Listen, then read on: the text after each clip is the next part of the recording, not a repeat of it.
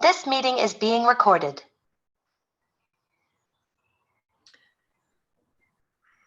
Well, good morning, everybody, and welcome to our virtual employer roundtable, which is all around driving growth through flexible solutions. We're still seeing people join the session, so I'm just going to pad it out a little bit so I know we've got everybody on board. But first thing to say is thank you so much for all joining what I think is going to be a fabulous session today. And do try and stay on for the duration of the session. I know everybody's quite busy and may need to jump off, etc. But it'd be great if you could stay with us as long as you possibly can. I'm just going to kind of start into the session now. So welcome everybody. A couple of housekeeping things before we start. This is an interactive session, and we will go into a Q&A session at the end and into breakout sessions, but in the meantime, do please keep your cameras off. The only people that you will see on here are people who are on our panel, which I'm going to introduce in a second, questions throughout the session you can put into the chat, and we will be, we will be trying to get to those as we go through. So good. So let's just kick off with the agenda. So hopefully you would have seen this on the Zoom when you booked on. So we've got a fantastic lineup.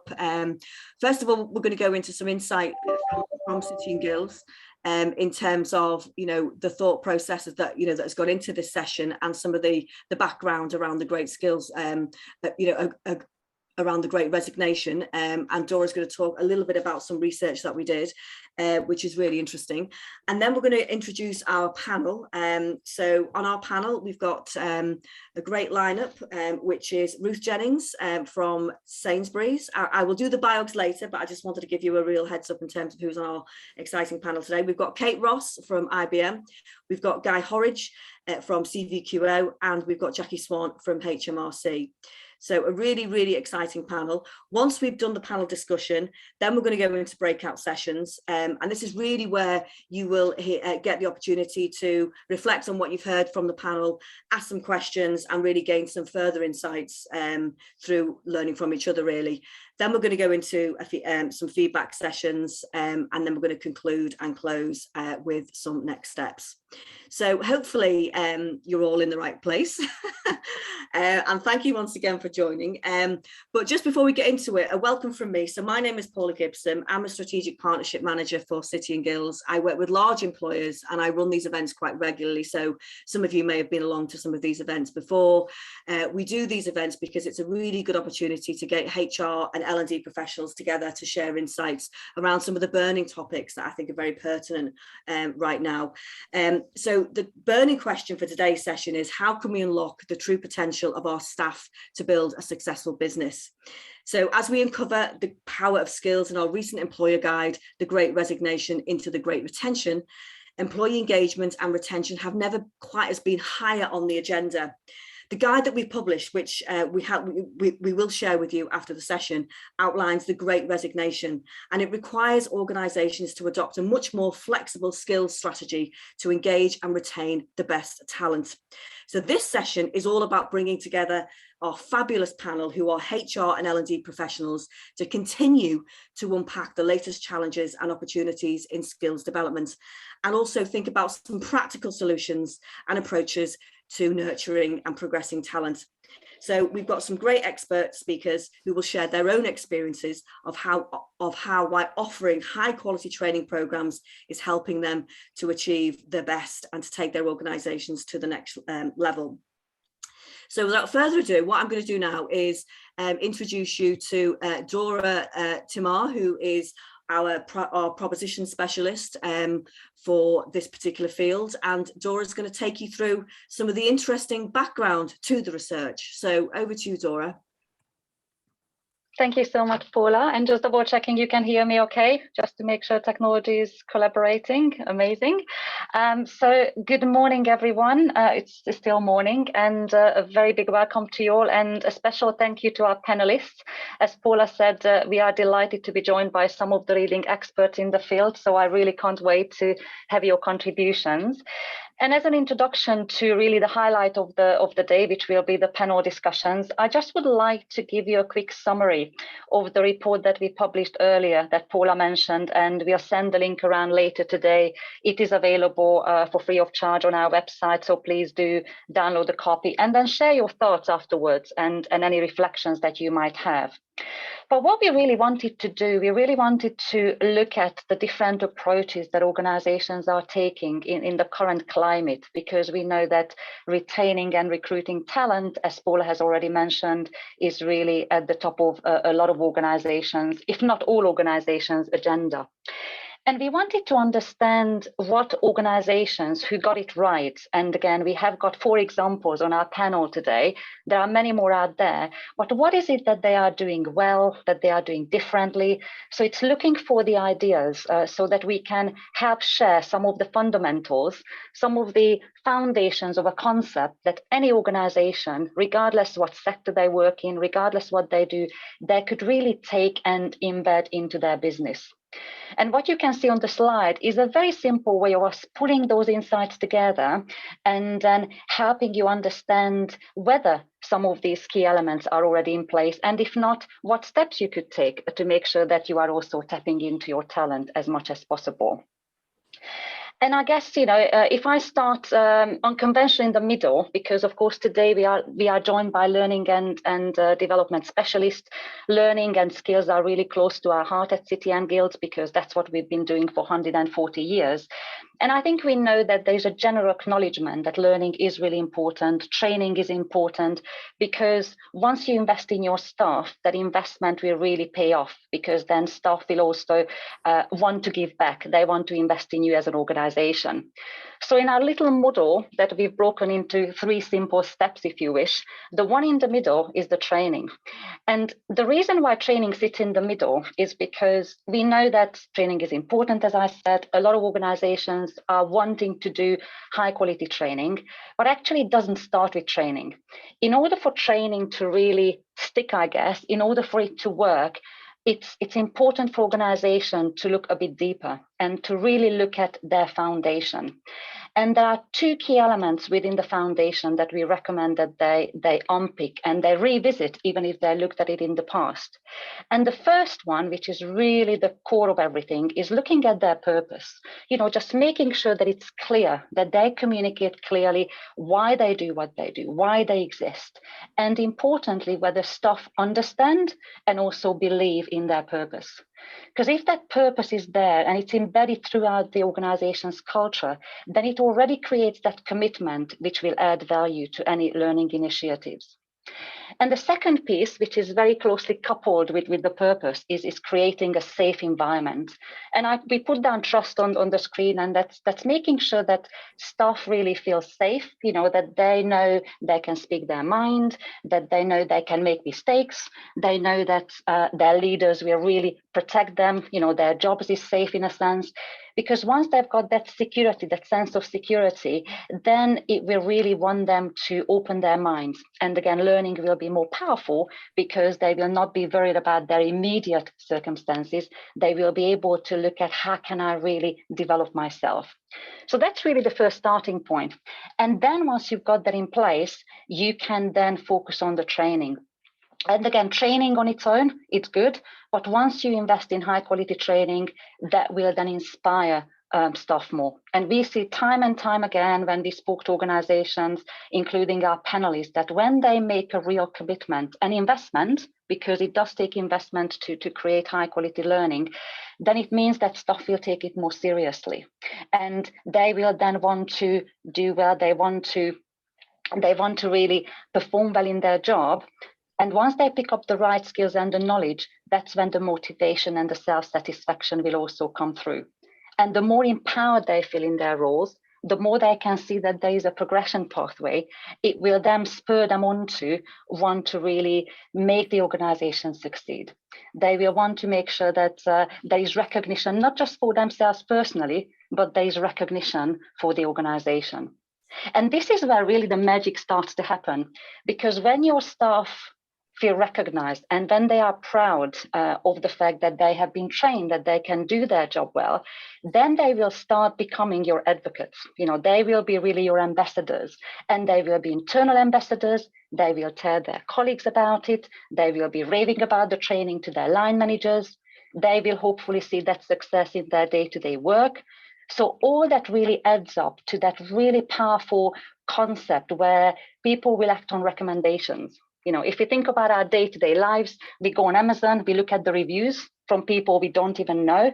And when you get recommendations from people it becomes even more powerful because you really trust what they are saying.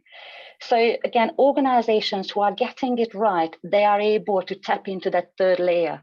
They are able to create the engagement, they are able to create the right learning. But then what you see that staff really get engaged in, wanting to promote the company, wanting to promote the strength of the training. And also then the famous question comes up, well, why would I train my staff if they are going to leave? And these organizations recognize that they can't give everyone every single progression opportunity, that it's okay for staff to say, I loved working for you, but I have an opportunity elsewhere. And if that happens, when they go somewhere else, they will still be your ambassadors. On their CV, they will keep mentioning that the organization gave them a fantastic starting point. They might become your partner in the future. They might become a supplier. So again, when organizations are happy to let talent leave the nest if it's needed, that becomes an even more powerful tool that they can use. So I guess from our point of view as an organization who's fully committed to promoting skills and the power of skills, we are also keen to help all organizations around the world to open their minds and make sure that training is not just about keeping it in-house. It's doing training and learning and empowering people in a way that they want to stay, but they could leave if they wanted to. But again, once you create that connection, leaving the company will be really their last resort. They will want to stay with you. So I think that's just a brief context. There's a lot more to the report, which again, we'll be unpicking in the session. We are available for any follow-up conversations. And as I mentioned, I know that each of our panel members will be commenting on elements. And again, without further ado, I guess, I think the excitement is really there for us to hear from our panel members. So Paul, I guess, coming back to you, and once again, thank you to the panel members for joining us. Thanks, Dora. Really great intro to our session today, and some really key points there that I'm hoping our panel will pick up on as we go through. So what I'm going to do now is introduce our panel, which is the main part of the session, really. So let me first introduce Ruth Jennings. So Ruth Jennings is a skills development manager at Sainsburys supermarkets. I've worked with Ruth for many years. Ruth is a passionate advocate of skills development and apprenticeships, and starting her career at Sainsburys as a trading manager, and has spent 10 years working for a variety of independent training providers. Ruth then returned to Sainsburys to head up the apprenticeship team, which also includes responsibility for their broader skills programmes agenda. Ruth has supported with several trailblazers. She's vice chair of the Retail Skills Board and is also the chair of the Chartered Management Degree Apprenticeship Trailblazer. How do you find time to do your day job, Ruth? She is a member of the Scottish Apprenticeship Advisory Board, Frameworks and Standards Group, and chairs the Apprenticeship Advisor Group in Scotland. She's also a member of our City and Guilds Employer Industry Board. So welcome, Ruth. Kate Ross is a learning leader at IBM Early Professionals Programme at IBM. So Kate is a chartered fellow of the CIPD, a senior manager and learning and development leader at IBM UK for their early professional programme, spanning everything from graduates to apprenticeships, interns and trainees. Her professional background includes management consulting, process automation, operational effectiveness and learning, and she's also had the benefit of living and working in several countries around the world before settling in London. I'd love to know where you've been. Kate is has a keen interest in developing the apprentice experience and exploring new ways of delivering and engaging in meaningful learning. So thank you, Kate, for joining us. IBM have supported us on lots of these events, so I know she's going to be a great contributor. Guy Horridge is CEO of CVQO. So Guy has a distinguished army career starting in 1976 and has served mainly with the airborne gunners in most parts of the world. After receiving an MBA in Defence Studies from King's College in London, Guy left the army in 1990 on an account of injuries, but spent the next 5 years in hospital before running his own antique business. Incredible. Having been involved with the BTEC Awards from its inception, Guy subsequently moved to CVQO in December 2004 and took over as CEO in November 2003. He has encouraged the development of and access to professional recognition awards, PRAs, especially to those who have never had the opportunity at school. He's passionate about opening education to all and firmly believes that individuals learn in many different ways. He sees the vocational qualifications route as an important option for many young people who want to show that they have key skills in that employer needs. Really looking forward to hearing from you, Guy, based on your experience there. And last but not least, Jackie, who's Head of Curriculum at the Tax Academy at HMRC. So Jackie has worked for HMRC since leaving school in a number of roles across the business, working her way up in her current role as the lead for Tax Specialist Programme, TSP, HMRC's graduate programme for tax professionals and tax apprenticeship programme lead. My gosh, huge responsibility there, Jackie. Jackie is a tax professional, completed her own TSP, but has since worked as a trainer on the programme and an examiner for the externally accredited qualifications before being posted in her current role. Jackie's experience has given her great insight to the advantages and disadvantages of various types of training programs. So Jackie, thank you. And, you know, huge warm welcome to all of our panelists. I hope I did your intros justice there. So Ruth, I'm going to come to you first, if that's okay. And really just to kind of understand a little bit more about you and in terms of your role in Sainsbury's. So what do you think the biggest challenges are that you're facing right now in skills within Sainsbury's? Thank you, Paula, and thank you for that introduction. When I listen back, I think, how do I have time to do things? Exactly. I think it's making time for the stuff that makes an impact and makes a difference. That's why I get involved in so many things on top of my day job, and that brings the richness back into the work that I do in Sainsbury's, Argos, Habitat, and every brand that's connected with us. So biggest challenge is we're seeing the Great Resignation. We're trying to call it the Great Reshuffle as well, because we've got our eye on the prize in that we have 200,000 colleagues within our business.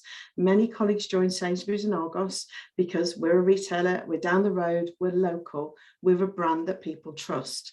Throughout the pandemic, we were blessed with attracting some amazing colleagues, and many we've managed to retain and move on to careers in different spaces and different areas. So our focus is on considering what our business needs in the future, and the crystal ball around what you're going to shop for, how you're going to shop, and where and when you're going to shop is an interesting one. It's never been quite so movable, shall we say.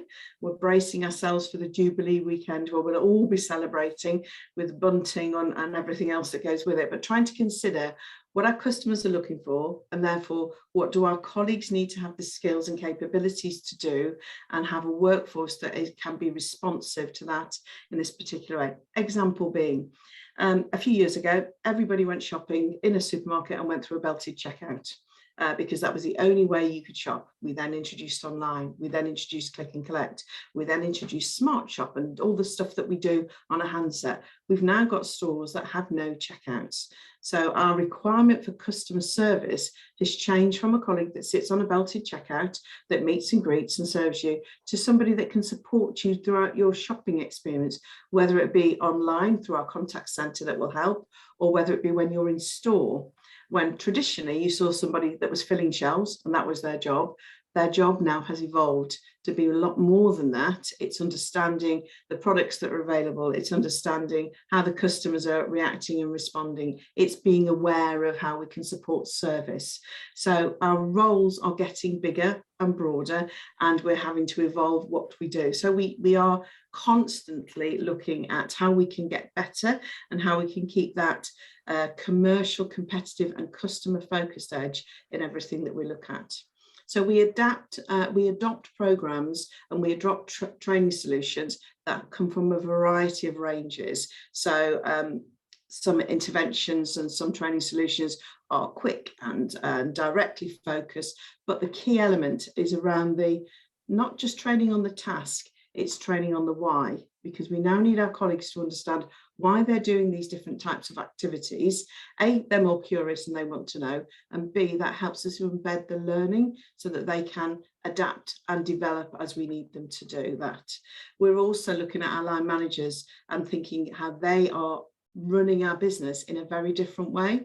We've changed our values over the last 18 months to things that are more focused around the human being that is our colleague and our customer. So being human is one of our values. Making it happen is another one of our values, and owning it. And we keep those values close to the way we run and operate and all the training interventions that come with it. So that career change is very much focused on our mind. We've introduced some bootcamp programs. We introduced them before the government bootcamp, so that was interesting. And we are running them as commercial requirements and commercially funded programs that actually support our colleagues to go into career change position. So second from where they currently are based into a new and exciting role, complete a intense focused piece of learning and development so that they can land in the new role in the new world. So we took on, I think 2 weeks ago, 28 of our retail colleagues that used to be stacking our shelves and supporting our service in our stores. We brought them into after a recruitment process, into our centre in Holborn and inducted them, and in 16 weeks time they will be software developers. The delight on their faces, the stories that they're telling us, the impact that it's having to their lives, their social mobility, and the expanse around the business is phenomenal. We've got 70 of our colleagues that are doing the same with driving, and we're going to start another 3 programs this September that we're scoping out so that we can really focus on areas of future skills. That prediction of what we need for the future is the real challenge. And I think what we're working on, and we've not always got it right, and we keep evolving it, is thinking on, in the shoes of our customer, what are you looking for, so that we can then consider how we can get our population and our colleagues skilled in that way. We use all sorts of levers. Not sticking to one traditional route would be a thought on my mind, considering the lever, the time and the why, starting with a blank sheet of paper on many different times, thinking about what we're trying to solve, what is the impact we're trying to deliver, and what does good look like, which I know we've all done, but not adopting a program just because it's a shiny new toy that's out there. So we adopt on a very strategic basis the stuff that we do. In the apprenticeship space, for example, we moved from 2 programs in 2015 because at that time people didn't leave school with the skills to bake bread and monger fish, if that is even a thing. So there were fishmongers and bakers, and now we have 31 different programs in the apprenticeship space, going from level 2 to level 7, that are quite specific and very focused in some areas, and also volume in others. So it's where the business needs that and where the requirements are in place. But it is about, as Dora said, quality training that makes an impact, so that we can have those colleagues that can then move and progress. We expect our colleagues to have movement around about every 2 to 3 years, and we want to support those colleagues that are progressing and lateral moving and progressing within our business. And we are in a good position to be able to do that because we've got all sorts of different careers for them, but having those levers and those mechanisms to pull. We introduced a program around data to decisions, around supporting our data analytics community, but really this is for people that were consuming data. City and Guilds assure that program for us, so that supports our quality mark. We know how to sell baked beans in a straight line. City and Guilds know how to do awarding stuff. So that was the partnership that we set up on that particular program, and that's helping us to attract people into an area that you wouldn't traditionally think Sainsburys were very good at. We have a lot of data. We need to be managing that in a really good way to really support our service. So quite a few levers there I've described, Paula. No, I love this whole thing around the great shuffle. I think that is just fantastic. And I think this really resonates with some of the other conversations I have with other employees within my network around how they're trying to really kind of, upskill and promote you know, colleagues who have come in on the front line and actually want to progress into, you know, into much for, into bigger roles within the organisation. But the breadth of what you're doing, Ruth, is just so impressive. But one of the things that I just wanted to ask you about is obviously the changing role of colleagues working in store, the fact that they have to be much more customer focused, based on the way people are having a different shopping experience. How are you supporting them with their skills development in that space? So it's a really good question, Paula, and customer service is evolving. You as customers want something different. You don't want to be sold to, you want to be supported in your buying decisions. Safety, security are still very much on our customers' minds.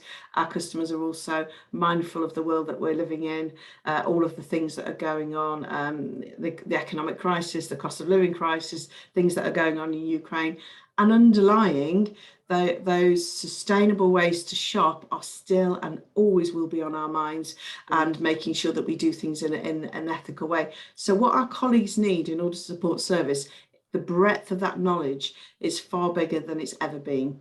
So helping them to understand via the way that we operate with our values, how they can understand all of the different levers that we're pulling in the business, great communication, great interventions, short, sharp conversations that give them the nut of the details that they need, and then opening the door so that they can continue their development journey to learn in a way that's right for them.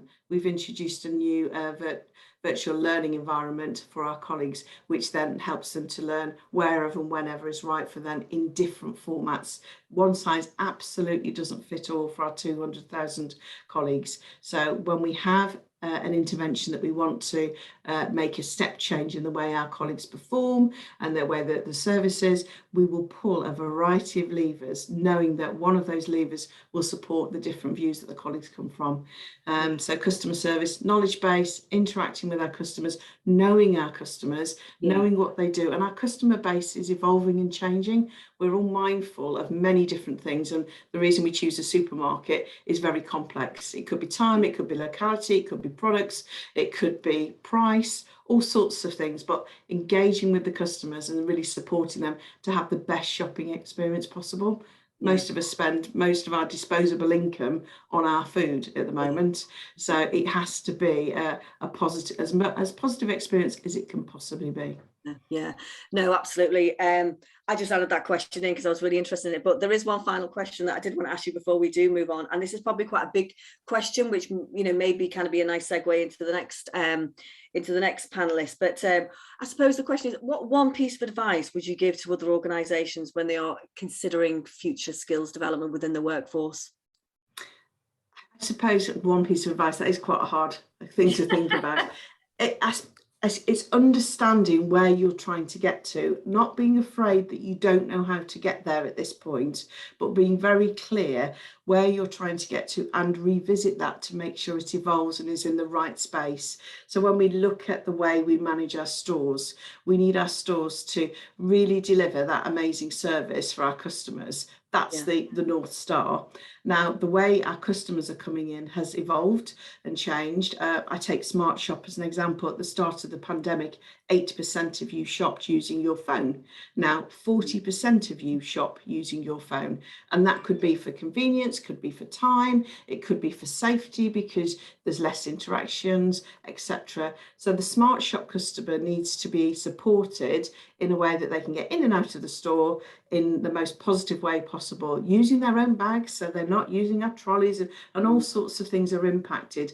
So knowing the size of the prize that we're after and not being put off by, we don't know how we're going to get there, but let's make some steps in the right direction because the pathway will clear. Yeah, no, absolutely. Thanks, Ruth. Do stay there. This conversation will continue. I'm now going to move on to Kate. Hi, Kate. Great to see you with us today.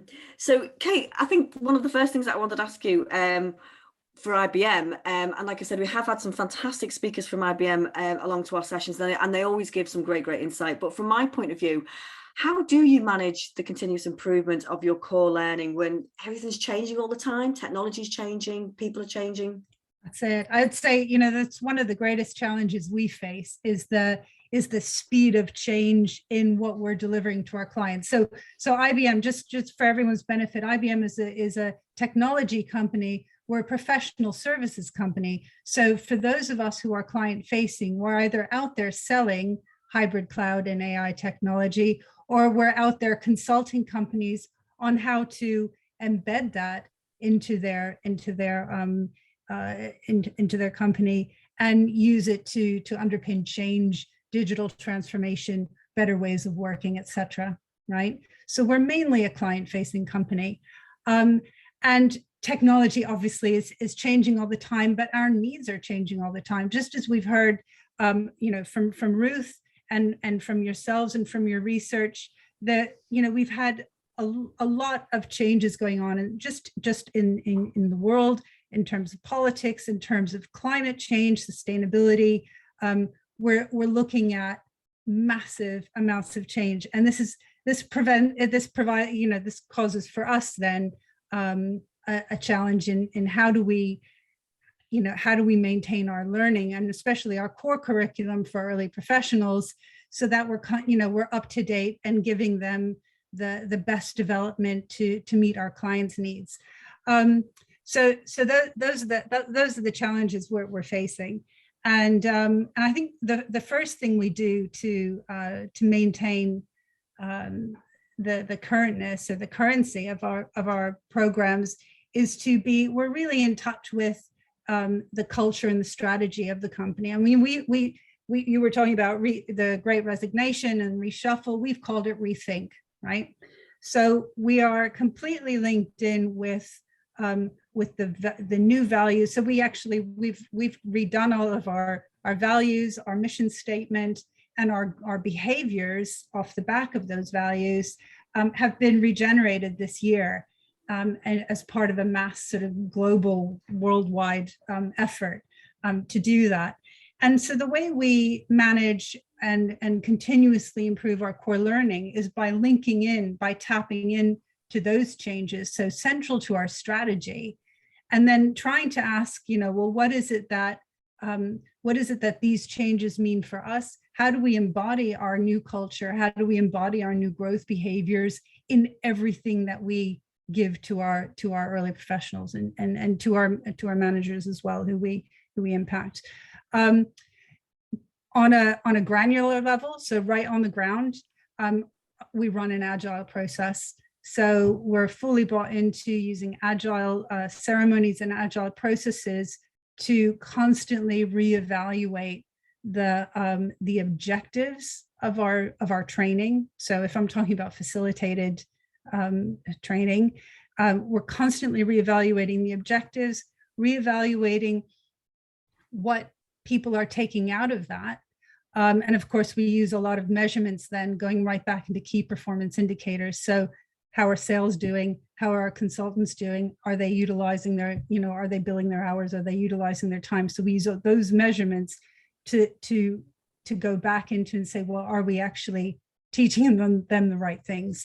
So it's an agile process, and we run retrospectives after every session. And everyone's, we're very, very much trained up in the agile way of working. And alongside of that, so whilst I care and we get a lot of feedback, obviously we do happy sheets and that sort of thing, which goes into the continuous improvement. But the retrospectives for us also take the facilitator experience into consideration. And for me, that's something really interesting and really important. So we're going to get a better outcome with our learners if our facilitators are also having the right experience, if they're trained up and skilled up enough to deliver the new material. So there's two things going on that I'm worried about, and that play into our continuous improvement program. So it's based on agile, but we're focused on both learner outcomes and what they're doing and measuring that, and also facilitator experience, right? And how are they skilled up to deliver what it is we need them to do. That's really, really interesting. And you've kind of answered the next question that I wanted to ask you, but and you know, I love the whole rethink strategy. I think, you know, we've come up with the Great Resignation, but I love how, you know, even in this very short space of our session, you know, employers are turning it on its head, and, you know, in terms of trying to come up with a much more positive approach to what's happening. But I suppose, you know, I suppose from my experience, I mean, I work with lots of employers, helping them to implement, you know, learning and development strategies. And one of the things that I come up against a lot is, you know, what is the impact of learning and development within the workplace? How are employers, you know, successfully measuring that? Often, in order for me to get a business case approved within, you know, the client that I'm working with, you know, a lot of their stakeholders or internal boards or SMTs, what they want to know is, well, what is this going to do to my business? How is this going to improve the performance of my business? So I suppose the question to you is that, you know, you've talked about the, you know, the learning out, the learner outcomes and the facilitator experience, but actually, do you have any hard metrics to say, as a result of our intervention, we've seen a, you know, X, you know, percentage increase in of staff retention? Or do you have those kind of metrics? How do you measure that kind of learning intervention? We do, yeah. So I think we'd be remiss if we didn't link it right back to some of our key performance indicators, and those are, for the consulting side, utilization. So how many of our people are successfully billing hours, and what percentage of those hours are billed, right? And are they having successful outcomes with their clients? Okay, and all of that is measured through our performance management system, and that goes right back, and that feeds right back into our dashboards. I mean, we're lucky that you know, the data and the reporting and everything is integrated, so we have that to hand. But we absolutely, and we're held accountable in our part of the business for helping deliver those things like utilization, billing rates, etc. On the sales side, are they making their targets? Yeah, absolutely. Now, I'm not saying that we can trace back. I don't have a, you know, super clever algorithm that says, as a result of this course and this module, they've you know, exceeded their sales target. But what we can do and what we must do is say, if they're not hitting their targets, if they're not exceeding them, then what is it that, what else do we need to do? Or what do we need to do differently, right? And then if they are hitting those key performance indicators, we don't sit back and go, hurrah. We think, well, what can we do differently now? Can we deliver it more effectively? Can we deliver it in a different way that's more engaging, right? Or what else has changed? Because inevitably that's what happens.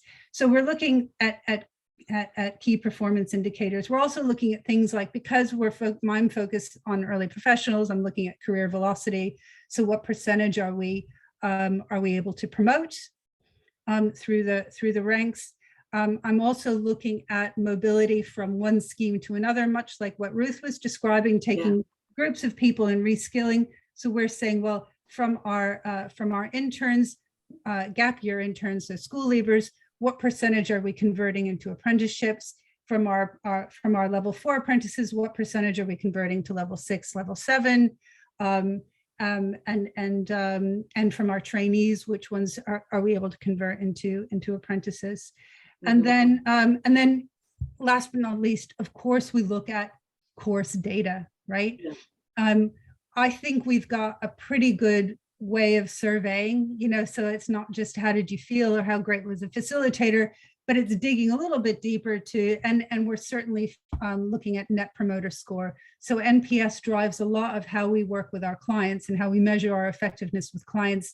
Likewise, I've taken net promoter score and work that across our learning. So what we want to know is, are our learnings, would our learners recommend this to others and spread the word about how great this is and how engaging it is, or how they, oh my gosh, you know, 12 months later, they actually used what they learned on that course that they had so much trouble with, because it was, you know, we run case study type scenarios and with a lot of role play, and it's hard, it's challenging. Yeah. And they come back and they go, oh, right, it helped. So those are some of the key ways that we're measuring the effectiveness. And I think you've probably answered my final question, which is all around, how do your programs bolster employee engagement and loyalty? And just listening to what you were saying there around career velocity, which and progression and mobility, into and reskilling, it feels to me that they are absolutely precisely the ways in which you do encourage that employee engagement and loyalty. Yeah, I mean, so recognition and reward is clearly important, right? It's not the whole thing though. Recognition and reward is important, and it's a key measurement, and it also is what engages them and motivates them. But the other thing we do that I think we do really well, and it might not be unique to us, but I know we do it well, is the sense of community and the creation of communities across lines of business, across different skill sets, so that when we enable people with skills, we're also enabling them with the opportunity to use them, right?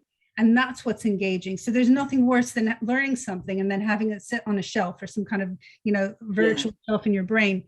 But we're creating communities and opportunities for them to use those skills or to develop new skills where they see the gaps, right? And that's what's really engaging. It's not so much the learning, in and of itself, it's the way they put it into play, and then the recognition that comes off the back of that. Yeah, no, it's fantastic, and I think you've hit on quite a few areas there, which I think would be really great to talk about in the breakout sessions, in terms of what other initiatives do other employers actually implement in order to encourage that employee engagement and actually, and retention. I mean, we talk about, our research, but actually there's so many great retention strategies out there that are keeping, really great employees within the business to promote the high potentials or, aspiring leaders or whatever. So, all that just sounds fantastic. I'm going to come to you, Guy, next. Thank you, Kate. Sorry. I'm going to come to you, Guy, next. Slightly different tack, actually, but one worth exploring. So, Guy, within CVQO, obviously you do so many different types of work with so many different types of employers. How do you, and the majority of some of the work that you do is predominantly around attracting and retaining volunteers. How do you attract them into your initiatives, giving it's obviously, they're giving their own time and effort, and obviously, some of the things around volunteering, some of the challenges around volunteering. How do you manage to retain and attract those groups of people into your organisation? Brilliant. I love that question, because I think that is the question. We have, just as a bit of background, we probably have around 10,000 learners between the ages of 14 and 18 scattered across the United Kingdom. That's over 5,000 delivery centres. And it would be impossible for me to have enough staff to go around everywhere. So you're quite right. We rely entirely on volunteers, and volunteers join youth organisations to work with young people. They don't join to be teachers. They are learning, but they don't join to be teachers. So it's a matter of showing them and tying them in that what they're doing is fantastic and that's amazing. To give up time to do that's amazing, but there's no harm in looking after yourself. There's no harm in doing it for it. And so I suppose the key thing is to have what we do, thanks to Sitting Guilds in particular. We have a raft of very high quality qualifications, which are recognised everywhere. And I say internationally because we do have overseas people. And I think that's really important. So when they're saying, should I be giving up my time to get myself a qualification? The answer is yes, because I'm getting something that's worthwhile. The second point is that when you're dealing with volunteers, and there are probably 10, 12,000 volunteers around in the youth services, although we don't obviously deal with them all, they're all on a very different part of their learning journey. Some of them may only have level 2 qualifications. Some of them may well have level 7 and beyond. So you're dealing with very different type of people. So you have to show a great relevance to what we're doing.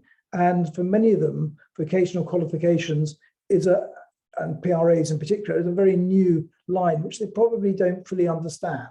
So we have to tell them about them. And we do that very much by using ambassadors and people who've done it in the past to explain what it's about and why they do it. And the significance of doing a qualification is two things. One, it buys them into CVQO, and I'm big blunt about it, we need them to help deliver. And the second is it sets a great example. If they are learning to the young people, they can see that actually learning is a good thing. And for some of the young people, they perhaps have been disaffected at school, and they can see that by doing a vocational qualification, it's a really fun way to put into practice what you're doing. Yeah. So how we then go about it is more so with the ILM side of the business, is we tie their training to courses, and then they get a qualification, which is pretty much what we've heard before people saying.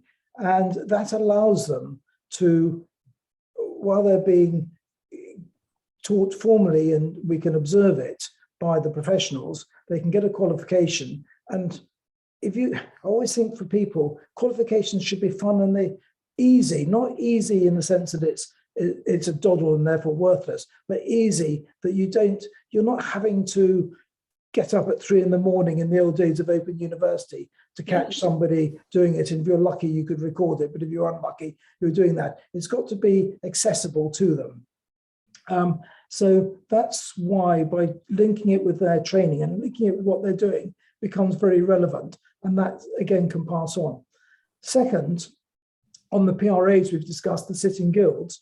Yeah. The glory of that is they can go in at the appropriate level for themselves. And it's so transferable to the workplace, excuse me, outside their volunteer. So we have a large number of people who use their volunteer experience to get a qualification, which they then take to get promoted within their workplace. And they have a currency that they can talk to people about. And that, again, is a key thing. And by retaining these people, because they're doing a course, they have to stay volunteers to finish their course. That, again, stops them leaving. And that sounds a bit cynical. It's not. It's a way of encouraging them to continue. It leads up to a celebration. And I think one of the things that I'm sure other people do it. So when I say we're not the only ones alone, but we celebrate the success and we make a big deal at graduation. We go to normally a very prestigious place. This year we went to Sandhurst and the Royal Military Academy at Sandhurst. Now, for a lot of people, they'll never get inside Sandhurst. They may have heard of it, but to have a chance for non-military people to go there, to go and receive a formal graduation ceremony, photographs with friends and families, that's an experience, and it's something they want to share, and others aspire to it. And I think that's probably a long-winded answer, but I think it's a matter of encouraging them to join, making it accessible, and celebrating it with them afterwards. Yeah, absolutely. And I know, Guy, that you've got a great history with the military, and I know that you everything that you do with the MOD, you actually invest a lot in in-house courses. Tell me a little bit more about the employers that you work with who are kind of not within the military, other employers that you are kind of working and supporting with training and development as well. Would you be able to say a little bit more about that? Yes, I would. Perhaps a tiny bit of background, as you alluded, that I was in the army and then I had to leave and reinvent myself. And I found that employers did not understand my training that I'd had.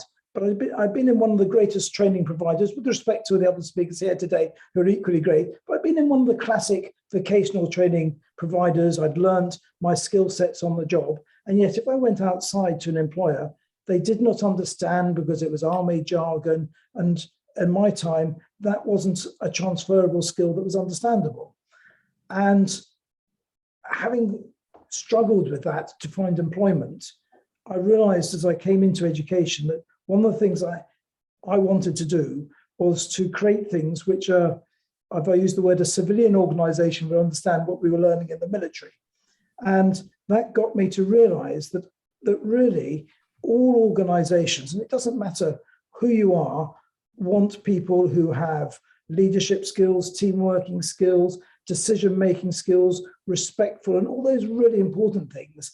And the technical skills you can teach that person if they're appropriate. But if they're great technical people but don't have it, then there's not much point employing them. So with these softer skills, as they seem to be referred to, we've gone out and, for example, British Gas now put their managers through us because they like that process of training that we do. They love the fact that the PRAs are really good qualifications, and you get something after you get those initials after your name, which allow the world to see what you've achieved. So we go and do courses. So some organizations will help run their leadership, management, team working courses, and maybe put in the ILM qualifications. For other organizations, we've gone in and helped them do their city and guilds PRAs.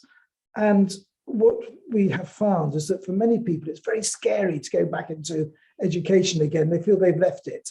And one of the things we have found really helpful is that we provide mentors. So everybody who does a qualification at any level, from level 2 to level 7, has a mentor that they can talk to, they can get to know, and that allows them to not feel alone and allows them to get over that first rather scary hump. Because a lot of people that we've met, say in British Gas, for example, it may have been 20 years since they last did a qualification, but they are amazing leaders, they're amazing managers, they just need something to show off. So yes, it's a matter of the quality, it's a matter of having that quality and having that ability to show them that it's achievable.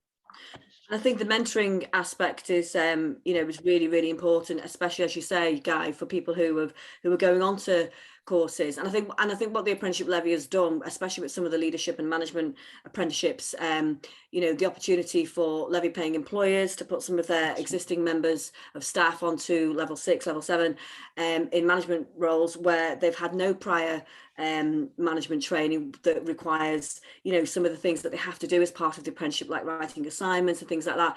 Having a mentor, is quite transformational, I think, in terms of the success of those programs. But Guy, sorry, my dog's just barking. Apologies.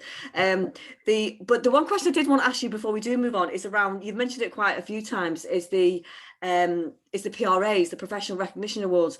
Can you just say a little bit more about that in terms of how it can transfer the skills within managers? Yes. The wonderful thing about the PRAs, for those Professional Recognition Awards, for perhaps those who don't know them, they're an ability for somebody to look back on themselves and reflect on what they have achieved and what level they have achieved. And it's equally appropriate if you're at the beginning of your management and your learning and leadership trail, or you're perhaps towards the top end. It's a way of saying, what did I get right? How have I learned? And what should I do about it? And how can I help others?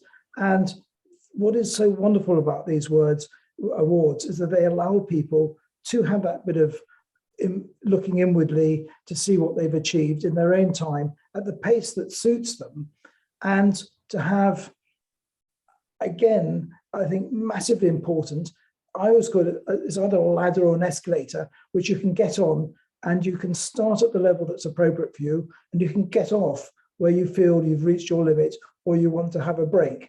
And by doing that, you're offering a pathway that staff can learn, they can develop themselves. And we go back to the point made at the beginning about retention. I don't want to be a heretic. Retention is important, but to me, it's equally important that people who leave us have good training, so that people say, CVQO is a place that trains well. And that person also is a great ambassador. And those points were made earlier. And so the PRAs allow the individual to develop at their own pace and to reflect what they're doing. And that's so important, to be able to reflect what you're doing and what you've achieved, to come away with something which the rest of the world will recognize essential, and that, selfishly, maybe an ambassador for us as well. Yeah, no, that's brilliant. I should also say, actually, at this point, we do have quite a few of our Princess Training Awards people on the session today as well. So maybe when we go into the breakouts, we can talk a little bit more about other ways to recognise and celebrate some really great in-house training that's happening through our PRTAs, which obviously is part of our City and Guilds Foundation, which I'm sure people on the session will share their good news stories with you then. So thank you, Guy. That was really insightful. I really look forward to hearing more about that. I'm going to come to Jackie now, Jackie Swan from HMRC. Hi, Paula. Hi, it's lovely to meet you. I've not met you before, but I know Yolanda, my colleague, works a lot with HMRC. But and we've got some really, really great questions for you, because obviously this you know, your field is, you know, is quite different. You know, obviously it's professional apprenticeships that you're involved with. But just let me ask you first. Do you think accreditation, so any learning that is linked to a professional body or a qualification, actually does motivate people? I think it's a really tough one to answer, Paula, because I've had a range of experiences as to where it's really positive and where it absolutely hasn't worked, and it can be a negative. And I think for me, the biggest balance about getting that right is, if you're getting accredited, so what? And what does that mean for people? You know, and I'm just going to fill you in on a story I had this morning. I had the pleasure of ringing one of our level 4s this morning to say, you successfully completed your apprenticeship. I've got an employer provider model on the tax professional apprenticeship. Yeah. It's been a tough journey because we mandated it. And that was a huge mistake for us. We had about 2,500 on programme, but we had people on programme that weren't on apprenticeship doing exactly the same job, exactly the same money. They didn't have to do professional discussions. They didn't have to do portfolios. Yeah. And that was a real challenge. So we don't have anywhere near as many left. They've had a really rough ride. And I rang her this morning. One of the questions I asked her was, why did you stay with it? It's been a rough journey. And it was that sense of personal pride that was in an instant, in a heartbeat, her answer. I wanted the pride of getting that qualification so I could say, look, I've stuck with this, I've done it. Somebody external who doesn't know me has looked at my work and said, look at the standard of that person. So I think it goes back to some of the comments that have already been made and some of the bios that were there. Everybody is different. And I think one of the biggest tricks that we need to learn is finding those motivational trigger points for our range of learners. It is absolutely not a one size fits all. I think if we have accreditation and it is a voluntary thing for somebody to do, we will get those people that have that absolute passion to desire and learn. And I think that is a real benefit to the organisation, because they can then be the role models for, this is what they can do for you. These are the doors it can open. It is a transferable skill. So that's kind of in our tax apprenticeship space. We also have it in our graduate programme. Our programme is accredited by Manmet University, so they get a degree in taxation. And it kind of goes to this retention question that we were talking about. It was put in so that we have accountants are obviously professionally qualified. Tax inspectors weren't. I wasn't when I did it. So I kind of think, if I left HMRC, what would I leave with? I've got GCSEs, that's all. So we did put this degree in, and we have got some of our colleagues who actually leave after the end of the programme, go out to work in external accountancy practices. And I think that's absolutely great, because we're seeing a number of them come back and bringing in the current practices, which is brilliant. And it helps to drive our organisation forwards to make sure that we've got the learning right. So I think it can be a great tool to motivate people, but it has to be a choice if that's what they want to do, and you have to have the right support mechanisms in place. Yeah, and I have a background in in implementing quite long-term high-level apprenticeship programs. They're quite lengthy in duration. How do you get people to stay on the program for such a long period of time? Well, graduate programme one is nice and simple because there's a lovely promotion at the end of it. So they have a big pay rise at the end, so easy. For the tax apprenticeships, because there's not a promotion, that engagement has been really difficult. And obviously they've extended massively with the pandemic. But HMRC is such a diverse organisation. They get the opportunity to go and work in different areas, to see what's going on in other places, the opportunity to meet with senior leaders that they probably never would have. We offer tripartite arrangements. So they have dedicated assessors which come from different areas of the business. Peer learning, absolutely important, so that they don't feel alone and they're in it together. It's been a tough old slog, but it really feels like we've got the model right now. And those regular drop-ins, check-ins, constant evaluation of what we're doing, really robust quality improvement plans and surveys just to keep them on track.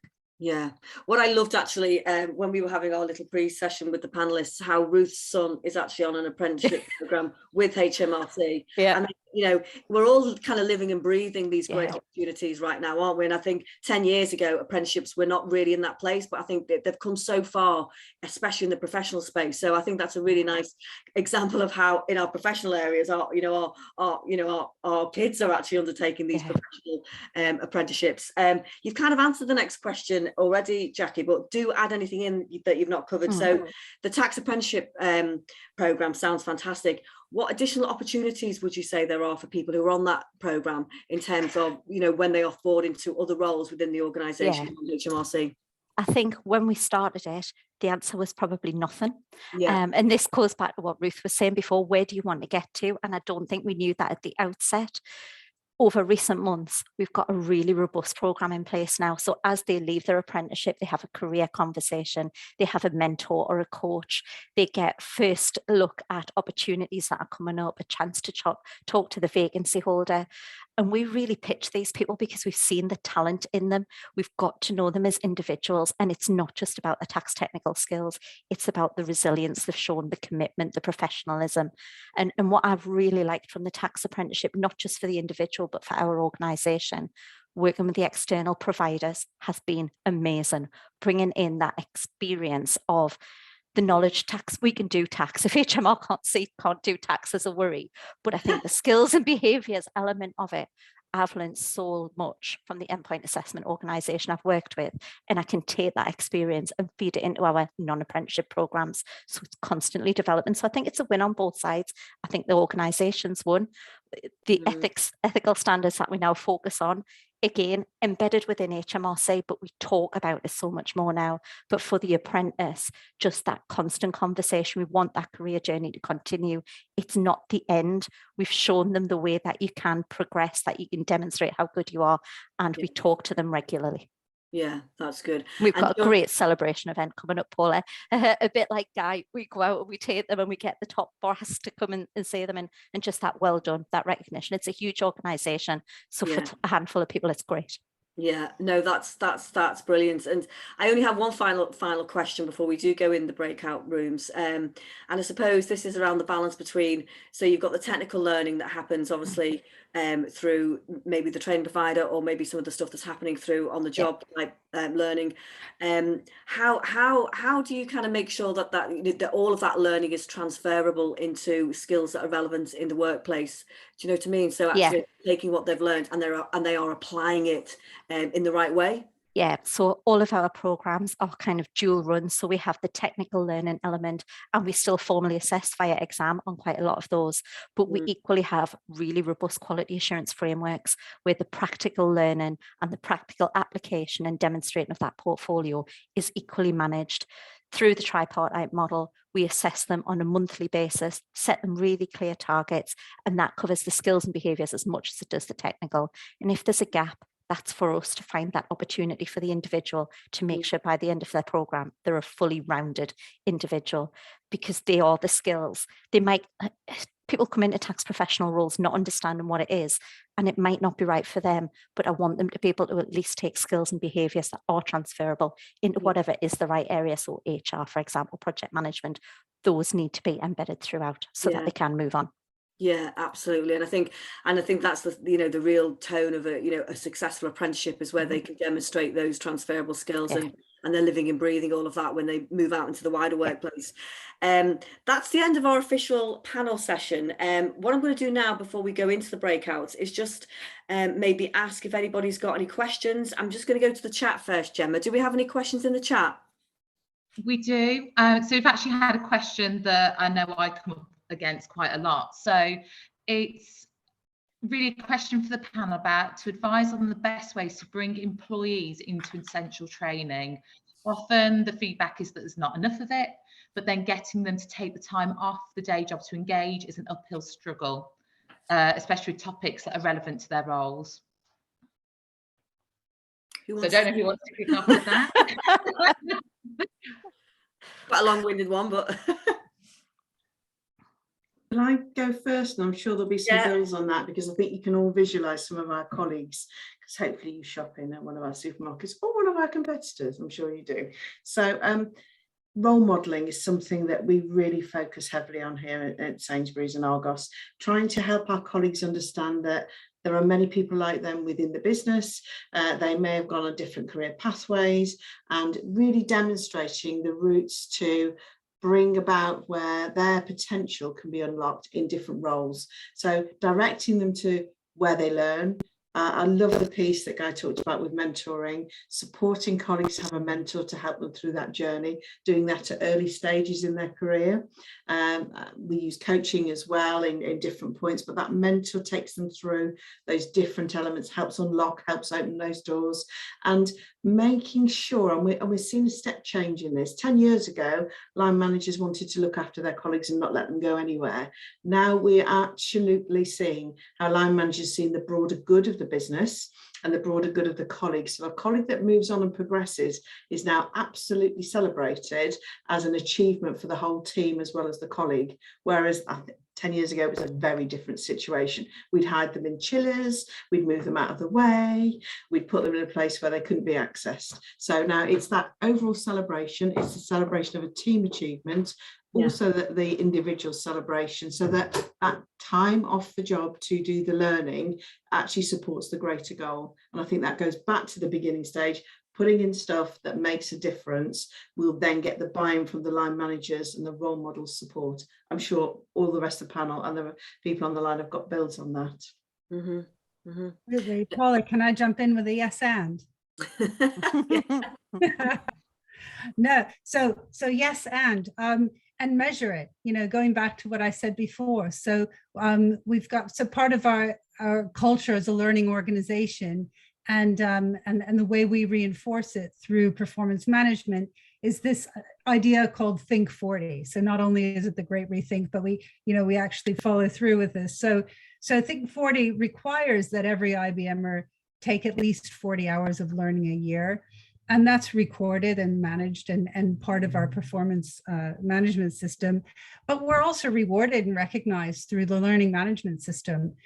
So you get, at the end of the year, you can become a bronze, you get a bronze or a silver or a gold or a platinum learner award, which you can then post on your LinkedIn, for example. So there's a bit of gamification, a lot of reward and recognition kind of built in that that just, it's easy to do. It's really easy to post. It's all automated, and it gets people excited and kind of happy to do that and to show off. We also run contests, especially for the essential training.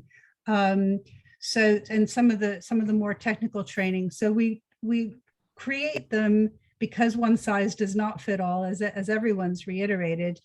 There are different tracks of required training depending on what your job role and skill set are.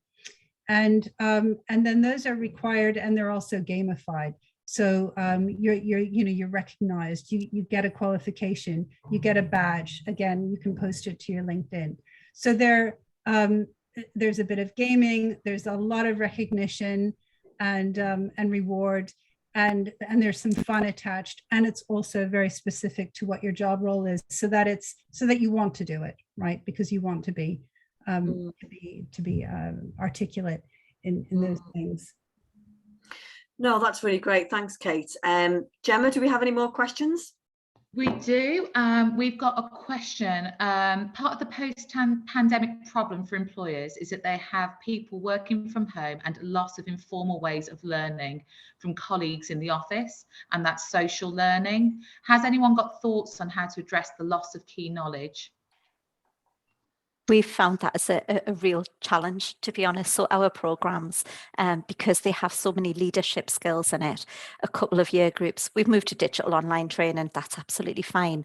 But just that being in the office, that hearing the person next to you on the phone to build that confidence has been really, really challenging. And obviously we have now, it's widely known, HMRC has moved to hybrid working. And I think for me, it's not about you must be in the office 2 days or 3 days a week. It's thinking about what can we do in those days where we are going to go in the office to maximize those opportunities to get together, to collaborate, to share best practice. So we haven't kind of talked about, we're returning to office, we talk very much about how are we embracing this new way of working and how are we going to learn from each other to close that skills gap, because it absolutely has been one. And I think we are going to take a while to recover from that. But I think that the embrace of the back to office, the new ways of working, absolutely has to play a part of that. Yeah, I think if I can, because I think perhaps slightly differently, in a way we've had to deal with this per se because our learners are so scattered throughout the country, slightly different from those who are having courses, that they're never together as a group anyway.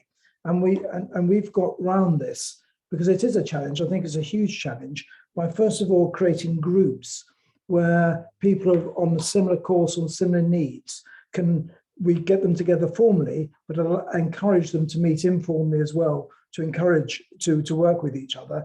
And I go back to my original point, which thank you, Ruth, and Jackie for acknowledging too, is the importance of the mentor. The mentor doesn't just work with one person. The mentor's normally working with a number. So the mentor knows people they can join up with. So it's again, just keeping that human contact and making people realize that they're not alone, and that struggling isn't a bad thing when you're learning, as long as you can get over it.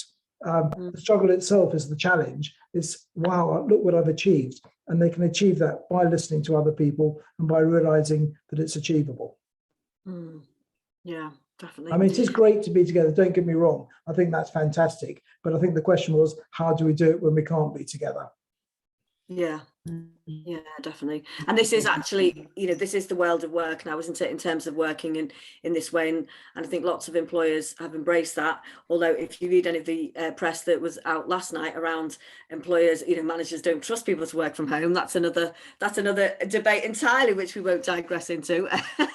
Well, I've got a different lens on that. We 150,000 of our colleagues stayed in their shops doing what we needed them to do, and they're seeing people doing things in a different way. So we've had the two elements to consider. How do we support those colleagues, because they've got to be on the shop floor doing what we need them to do, and understanding how our store support teams can work. So we are doing things to connect our business more closely than ever before. So our colleagues that used to be in the office now spend some time in the stores locally. We've created space for them to meet.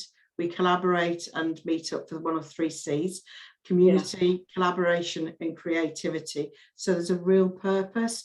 And absolutely what Guy was saying, building on those, you bring a community together. All of our, we call them boot campers, our tech boot campers, all met, build some relationship. They now have an online community as well as that face-to-face, and we encourage that collaboration using the tools and the kit that we've got. So actually they're now seeing the best of both worlds, where we can possibly make that fix. It's about that, using that creativity as much as we can. It's not easy, it doesn't always work, and we are getting some sort of lumps and bumps in the journey, but pulling those levers in that way seems to have actually strengthened the communities that we've got. And when we are on our site, we absolutely have a no teams guidance and rules, so that you don't rock into the office to put a headset on and then don't talk to anybody. And that works really well as well. We create quiet time at lunchtime so people can actually all talk to each other and not be back to back in meetings. So a few sort of different things, and that all plays into the development of people. Yeah, definitely. Because there's no point in going to an office if all you're going to do is sit with a pair of headphones on your laptop and then you go home again. There's no social interaction at all. But I think that is a really nice segue into our breakouts, actually, because I'd really like to hear from other people on the session today and your experiences. So Gemma, do you just want to give a quick heads up of the breakouts? Yeah, sure. So we're going to be split into 3 groups. You'll have a facilitator in each group, and we're just going to kind of expand on some of the topics that we've kind of heard throughout kind of the session so far. We're going to be back kind of all together by 12:35, and we'll just kind of feed back some of the conversation that's been taking place. Right, okay. We may bring you back earlier, just depends on how the discussions go, but you will be transported into your respective groups now, so we'll see you on the other side, as it were. Have a good chat.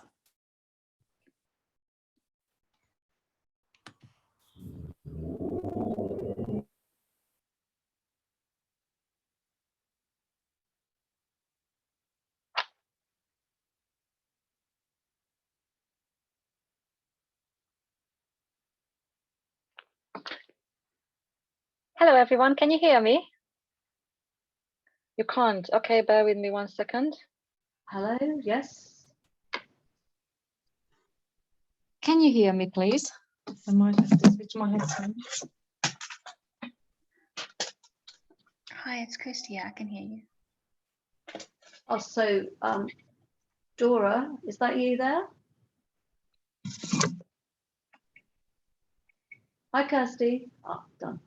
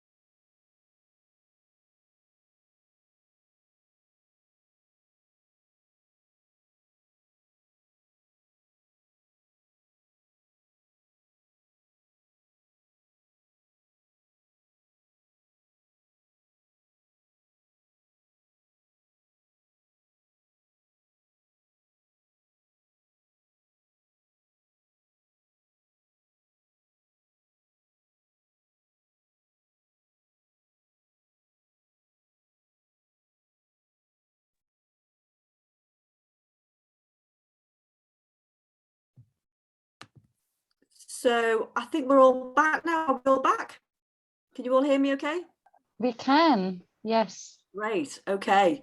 I hope you all enjoyed your sessions there.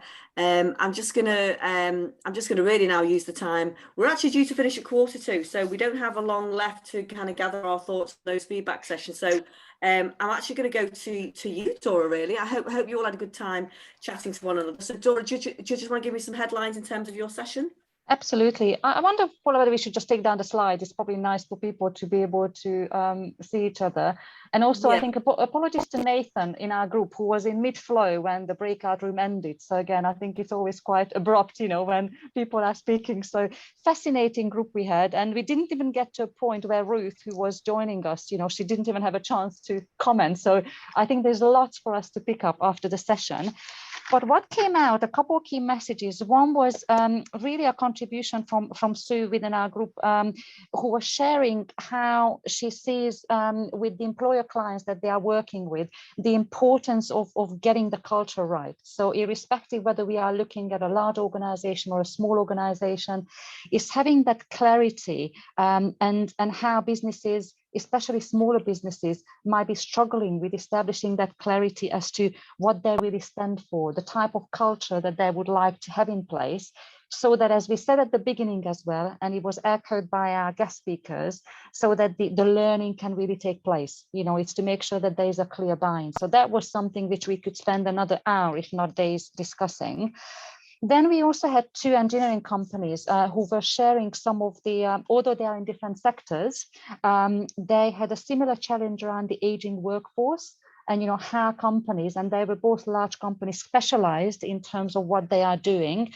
One was a sports equipment, so motor vehicles, and the other one was lifts, you know, again, very, very highly specialized skills. And it's to see how they need to really make sure that the training is looking at all aspects. So on one hand, you've got people coming into the organization, having to be trained in the right way. And that's typically a blend of apprenticeships, you know, standard learning and in-house learning, because the skills are so specific to what they are doing. And it's carrying that learning culture through, so that when people have been with the company for a longer time, and again, it's an aging workforce, it's not just that training is only for those who are coming into the business. It's how you can keep training relevant, and how you can make sure that those who might have been with the company, they also recognize the need for upskilling, and they actually are, you know, excited about it. And I think one of there were many interesting points, but one that really stood out for me was the reverse mentoring in a way. So it's not just young people learning from the older and the experience, but actually the point around the company recognizing, and even the trainees, irrespective of age, recognizing what the older people are learning from the young ones, and how that can be inspiring, and how that's something that they can build on. So again, the earlier contribution from the panel speakers in terms of mentors, I think there is just something really interesting happening, how much young people could become the mentors, you know, to the older one, and how that's celebrated, and I guess the confidence boost, you know, that it could give them. So again, that would be another fascinating session we may think about, colleagues, you know, to put on. And then just, I'm conscious of time, so just the final point I would make is really the theme that we mentioned earlier around, and the term was used, poaching employees. You know, when you train somebody, they become highly marketable. I think there was another term being used, but actually in this case, the example that Warren on our team gave us was that they went to work for their suppliers. So they became customers, and the orders started to go up. So again, that was a real life example how by being open-minded about training and investing into training, you are actually able to drive the business in many ways, including financial terms. And I'll stop there to give the other groups an opportunity to feedback. But again, fantastic session. So thank you everyone in our group for the wonderful contributions. No, that's brilliant. I love the reverse mentoring idea. I think that's fabulous. Yolanda, in your group, I think you with Guy. Do you want to feedback, Yolanda? You're on mute.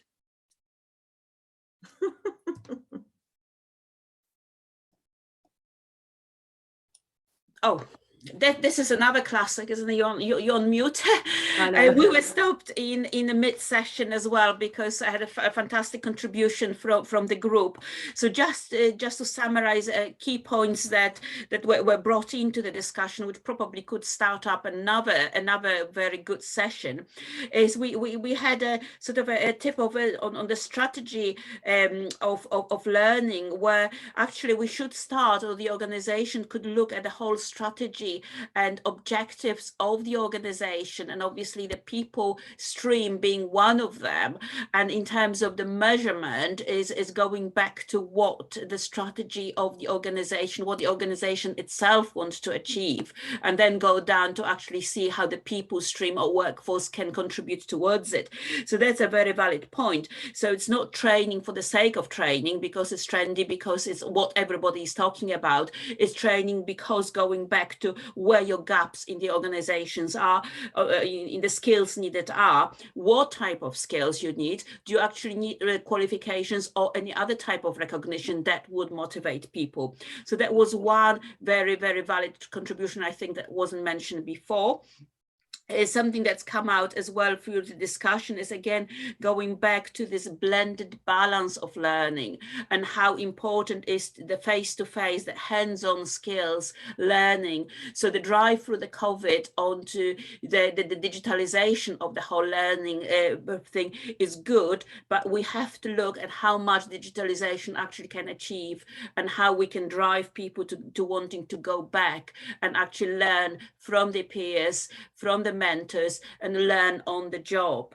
And again, that went back to the question as what do we do, how we make people want to recognize, to acquire the knowledge, so we can have fantastic learning opportunities within our companies, whether it's apprenticeships, whether it's recognized learning, but we need to be able to motivate people to want to learn. And again, Jackie brought in a fantastic theme right at the end to say, actually, it's the team's objective, it's a sense of pride and value within the organization that probably could be the best motivator. Yeah, thanks, Yolanda. Really, really great discussion. It's really interesting because I'm actually seeing quite a lot of similarities between what each of the group we're talking about. So in our group, we had some, quite a common theme around the gamification in the workplace. So how do you kind of keep your team motivated through more interactive learning, and ultimately, I think the point that a colleague mentioned was around, well, how do you then kind of recognize that learning through badges and things like that, and how do you kind of recognize those small bite-sized learning through this notion of gamification of learning in the workplace, to reward those colleagues in terms of what they've gained throughout that process. Again, we talked a lot about retention, but actually attraction being one of the key points. How do you attract people into the jobs that are being advertised? Obviously, we talk about the great the great skills issue, and actually what we've seen through the pandemic is lots of people leaving their job roles. And actually there's a lot more potential job roles out there that people are kind of moving into. So actually from an employer's point of view, it's about how do you attract the best talent. So we talked a lot about that as well. And yeah, I think, not to go over what everybody else has said, a similar sort of feedback really. Joe, colleagues, I don't know whether you want to chip in with anything else that I've missed from that session before we go on to next steps. Anyone want to add to that? No, I think you captured it well, Paula. Thanks. Okay, good. I mean, we've got 5 minutes left. I am going to talk about next steps, but if anyone wants to kind of chip in and add anything while we're all gathered here together, and while we've got a last opportunity with all of our panelists here as well and our contributors in the workshop, if anyone would like to chip in with any final words before we move on to next steps, then feel free while I just share my screen. Well, I would just have a suggestion, because I know there will be a lot of people listening to the recording, and not just those who have managed to stay with us. I think it would be, given that there are so many themes emerging, it would be just great to get people's feedback, what they would like to have follow-up sessions on, because again, I think we'll have our own little list and we'll work on that, but it's really just to be able to respond to the topics or the themes that they would find the most value. Because I think, we are certainly planning a series of these sessions, and it would be just good to get guidance. Yeah, definitely. I mean, we can either do that now, but we will be sending out a post-event survey for you to comment on. And I know it's a pain when these events happen and you've kind of moved on to your next thing in your day. It does help us, understand exactly what it is you're looking for from a next event. I mean, as I said to you, we do run these events all the time, but it's always good to get that insight in terms of what you're looking for to actually drill down in on, which may be a useful session. So do think about that. That would be great. So let me just take you through, and thanks for that, Dora. Let me just take you through the next steps. So obviously we've got the Survey Monkey that's coming out. In terms of next steps, then do keep an eye out for more events that we're running like this. But the one thing that we're offering at the moment, because we're so passionate about how we can support our employers, our customers around how to improve, how to drive continuous improvement in learning and training, we are kind of hosting some virtual lunch and learn sessions with our learning specialists. So if any of you've worked with us in the past, you'll know that we have some fantastic L&D specialists that can really support you in your journey in terms of how to improve any internal training and learning that you may be thinking about now or even for the future. So we will be having some informal slots for you to kind of join on a first come first serve basis, it says here, but I'm sure we can talk to lots of you. So do get in touch with me if that's something that you think might be of interest. I know most of you anyway today, so if there are people who want to reach out to me and just kind of tell me how you thought today went, that would be really helpful as well. But we are offering these informal sessions as well to really kind of build on the kind of things that we've talked about today. So I think that's all from me. I'd like to say a huge thank you to all of our panelists today. I know how much time it takes, not just to turn up on the day and and be interviewed and and contribute, just the preparation that goes in before the actual event as well. So a huge thank you, and a huge thank you to all of our contributors, everyone that's registered today, everyone that's joined today and participated and stayed for the duration. You will get a recording of this after the session and a copy of the slides. But it just goes, and we're actually bang on time, which is fantastic. It just goes for me to say thank you to my colleagues and all of the team that that has made this happen behind the scenes. There's a lot going on that you don't see. So it's great that it's all worked, apart from Gemma's sound issues, but we won't talk about that. But listen, thank you so much for everyone's time today, and have a great session, a great rest of the day, and thank you all for joining. Have a great afternoon. Thank you, everyone. Thank you. Thanks, everyone. Bye. Bye. Thank you. Thank you. Enjoy your day.